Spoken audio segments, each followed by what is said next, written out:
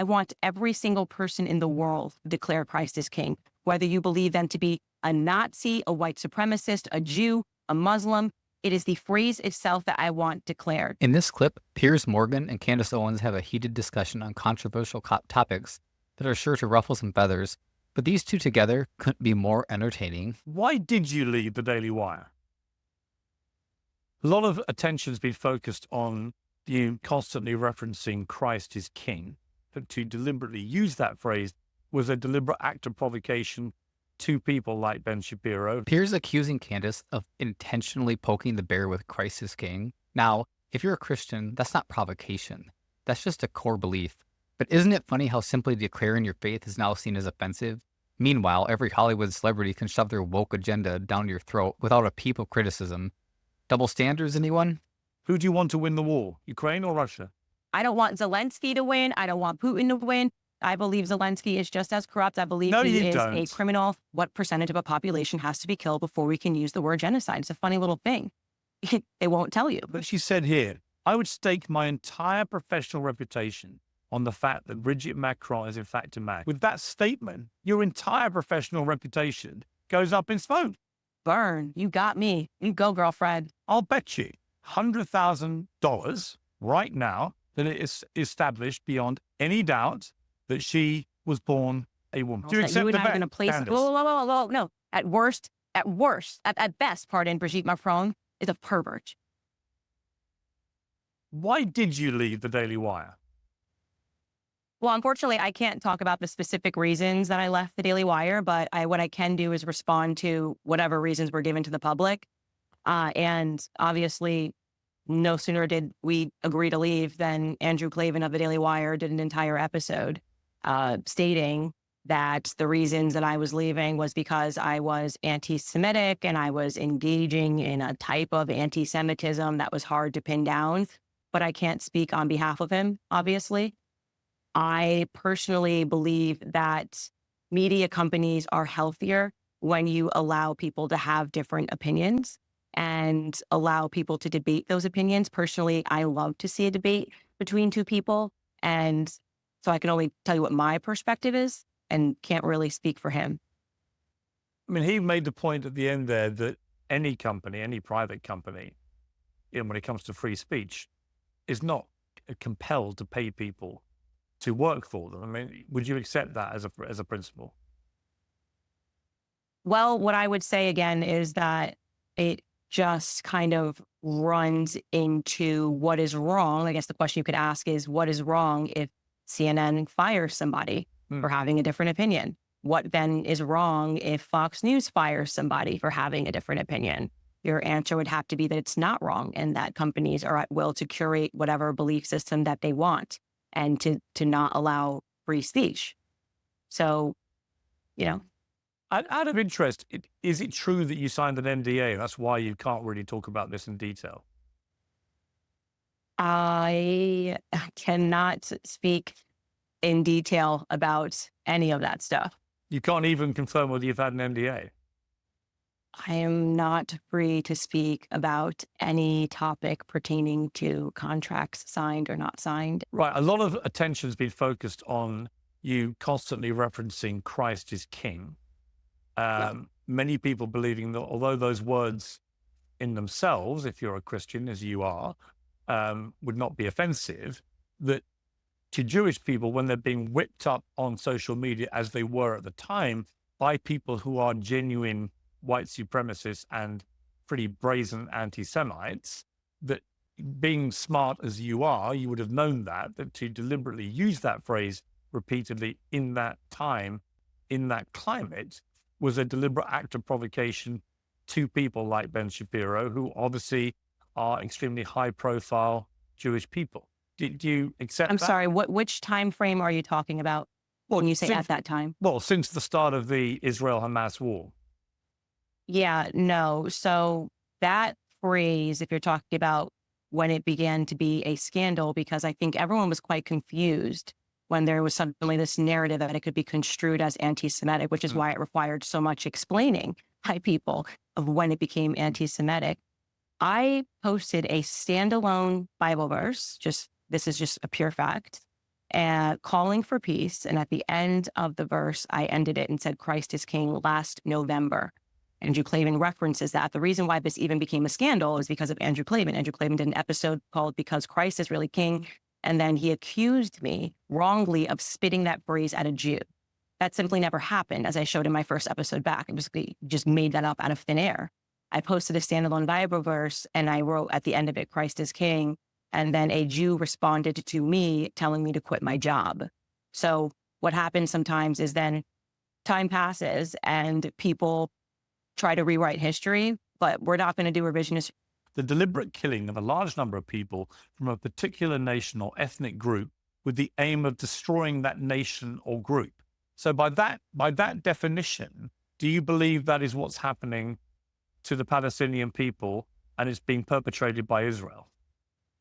Well, I would say is that Israel has proven in the past that they can be very specific when they want to get somebody out, whether that's a hostage or any other certain military operation. And what I am seeing happening, forgetting the specific language of a genocide, is something that I'm using my platform to speak out against, because at the end of the day, it doesn't matter to me what the media calls me. I've had every headline.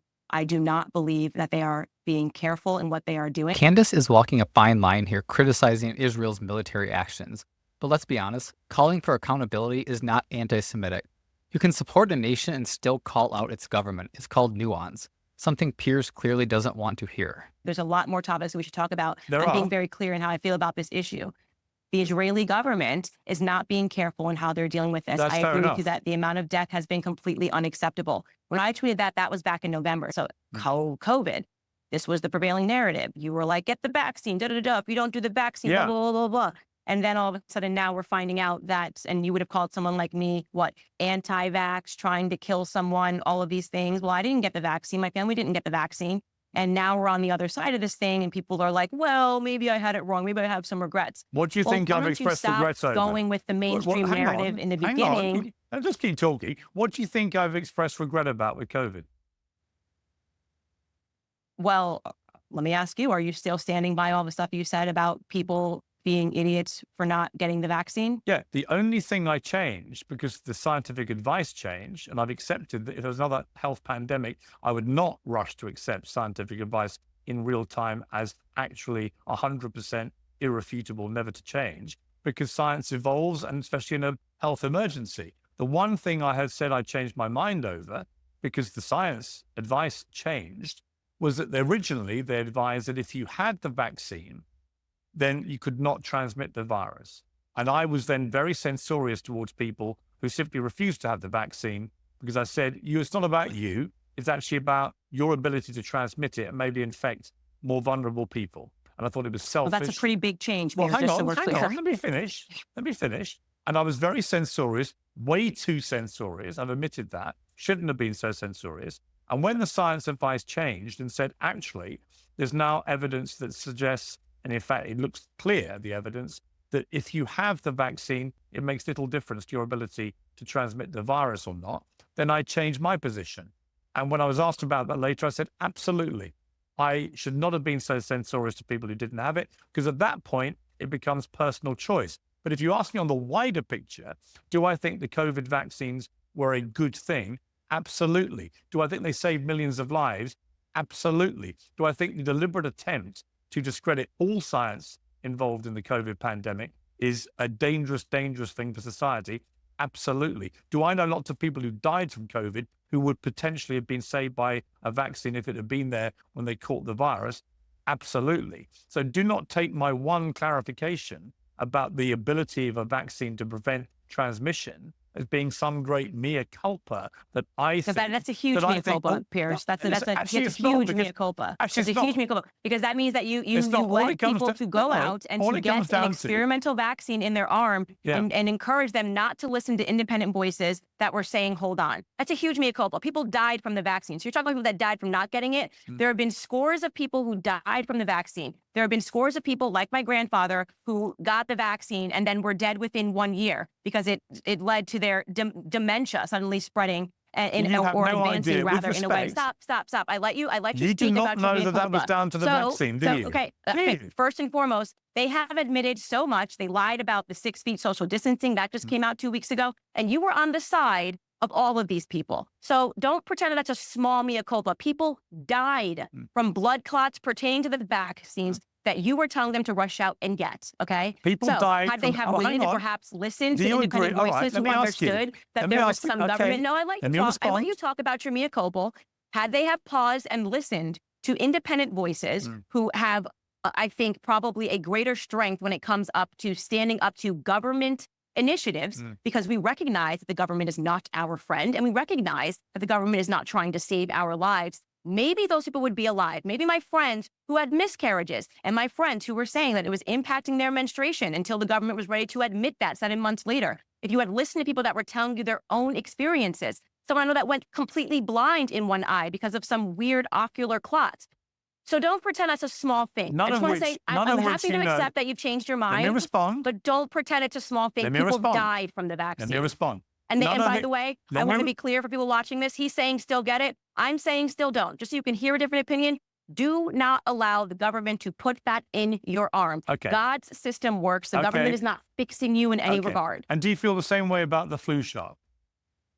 Yes. Oh my gosh. I haven't gotten a flu shot since I was like 12. Okay. And things like polio and measles and all the other shots. Yeah, that we I don't give just, kids? let's skip to the point. You might know this. I don't vax my children. They are not Right. vaxxed. We travel the world. My children are never sick. I am proudly, as you media terms it, anti-vax. I'm very aware Okay. of the By the way, psychological entirely wounds you're of right. coming up with names for You people can- for you making can- sensible okay. decisions. I don't believe, big pharma is not God. I understand. Okay. You Big have to let me talk pharma this up, is very James. much, in my view, getting in the way Yeah. of God's So I designs. fundamentally These companies take in billions of dollars each year while brushing off side effects like they're no big deal. And let's not pretend they're altruistic. They're in it for profit. So yeah, maybe questioning their motives is not as crazy as the media wants you to think. listen, I absolutely respect your right to do what you want for your children. I did the complete opposite for mine. I believe that all vaccines carry risks. By the way, paracetamol carries risks. Ibuprofen carries risks. Any medication, you will find instances of side effects and deaths. Every medication in the world that's ever been created. But do I think overall that COVID vaccines saved millions of lives and were an incredible thing done at warp speed in the middle of a desperate pandemic that was killing thousands of people every day? Absolutely, I do. So you and I will You're disagree just about simply that. wrong. Well, you and I we disagree We're about never that. going to agree on it. Yeah. Okay, we don't have to 100% disagree on But that. here's the beauty. We don't have to agree about it, That's right. right? But I wish that when you said you were being censorious, I wish that you would have allowed people who strongly disagreed to present their arguments at that time, because I think that a lot of I people who are don't now disagree struggling with and you. getting blood clots and things of Candace, that nature, their I don't lives could have disagree been with you. saved. You see, I'm sorry. You're a smart person, Candace. You cannot Thank you. You cannot believe that the COVID vaccines saved no lives. That is a ridiculous thing to say. It's not, you can't, just because you're saying ridiculous and just because you're using a little hyperbole doesn't make that So real. every Just wanna be single clear. scientist in the world, there is not a scientist or You doctor. just said the science changes Hang on. literally 5 Let me minutes put a ago. question to you, then you can answer it. Every single scientist and doctor in the world that I'm aware of agrees that vaccines save lives. They may disagree about various points of government behavior during the pandemic. They may disagree about this particular vaccine or another one. Do you believe you're prone to promoting conspiracy theories? I believe that I am aware where the entire term of conspiracy theory came from. Do you know when that became fashionable? Tell me. Piers? No. So the first time that was sort of entered into the lexicon, that was a CIA term. And this is also gets into, and you can look this up right now, Operation Mockingbird, after JFK was killed and the government started employing journalists to just repeat what they said. Right. And What do you think Very happened to much. JFK? he was shot. I think everyone knows that. Yeah, but who by? I have no idea.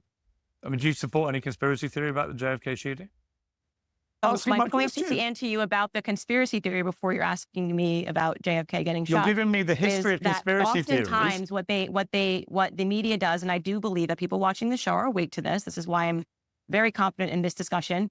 of what I am telling them is that they use this term conspiracy theory so that you don't question the narrative. And you just saw this with COVID, I everybody. simply You asked saw you- them calling everybody I who asked said you a question. that the idea that the shot was going to stop you from being able Yes. to transmit COVID was a lie. They were called conspiracy theorists. And then it was proven to be true. But Yeah, let me ask you. I would love to I have want to you ask you on. specifically about something you've been promoting that I think is an outrageous conspiracy theory, very offensive, very wrong, and I think you've done it just for clout and clicks. Now you can respond, but it's this question about the French First Lady, Brigitte Macron, who you keep saying is a man. You produced zero evidence that she is a man. It's been deeply offensive to her husband, President Macron, to all of her family. You keep promoting it to millions of people that follow you. And I simply ask why.